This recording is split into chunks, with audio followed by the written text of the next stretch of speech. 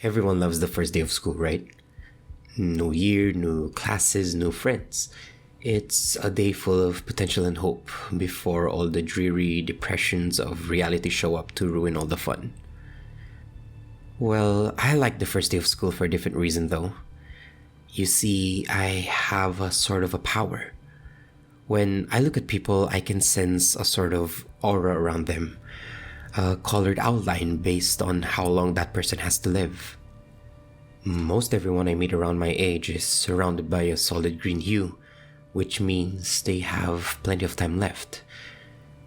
A fair amount of them have a yellow-orange tinge to their auras, which tends to mean a car crash or some sort of other tragedy. Anything that takes people before their time, as they say. But the real fun is when the auras venture into the red end of the spectrum. Every now and then I'll see someone who's basically a walking stoplight. Those are the ones who get murdered or kill themselves. It's such a rush to see them and know that their time is numbered. With that in mind, I always get to class early so that I could scout out my classmates' fates. The first kid who walked in basically was a radiating red. I chuckled to myself, too damn bad, bro. But as people kept walking in, they all had the same intense red glow. I finally caught a glimpse of my rose-tinted reflection in the window. I was too stunned to move. Our professor stepped in and locked the door. His aura was it's a sickening shade of green.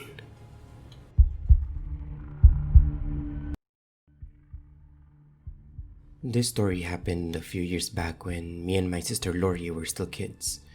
Our family lived for a while in a charming old farmhouse.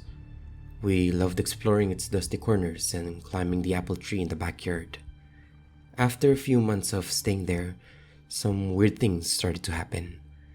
Lori and I would wake up and on each of our nightstands we'd find a cup that hadn't been there the night before. Mother must have left them there, worried that we'd get thirsty during the night, Lori would tell me. Among the house's original furnishings was an antique wooden chair, which we kept against the back of the wall in the living room. Whenever we are preoccupied watching TV or playing a game, the chair would sometimes inch forward or across the room, but most of the time towards us. Disturbingly, sometimes it manages to move all the way to the center of the room. Years later, long after we moved out, I found an old newspaper article about the farmhouse's original occupant. It still gives me chills up to this day.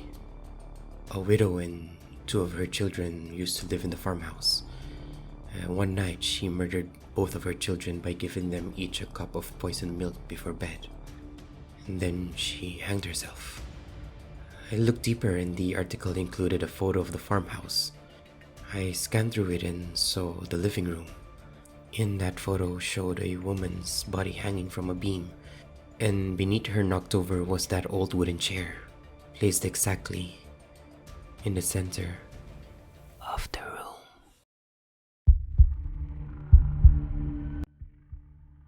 When I was a child, my family moved to an old big 2-story house with big empty rooms and creaking floorboards. Both my parents worked, so I was often alone when I came home from school. One evening, I was visiting my classmate to do work on her school project. When I checked the time, it's around 7 p.m., so I decided that it's time for me to head home. My dad works 2 jobs and usually gets home around 9 p.m. My mom, on the other hand, is usually home by 6, so being 7, I am assuming she's home making us dinner. As I approached her house, I could see that we still don't have any lights on. This is weird, I said to myself. Mom should be home by this time. I brushed it off and just entered the house. I turned on some lights and called out, "Mom?" I heard her say yes from upstairs.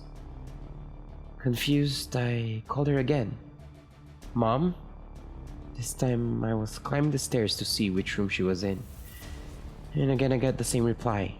"Yes?" We were still moving boxes and furniture at the time, and I didn't know my way around the maze of rooms, but she was in one of the further ones, probably the one right down the hall.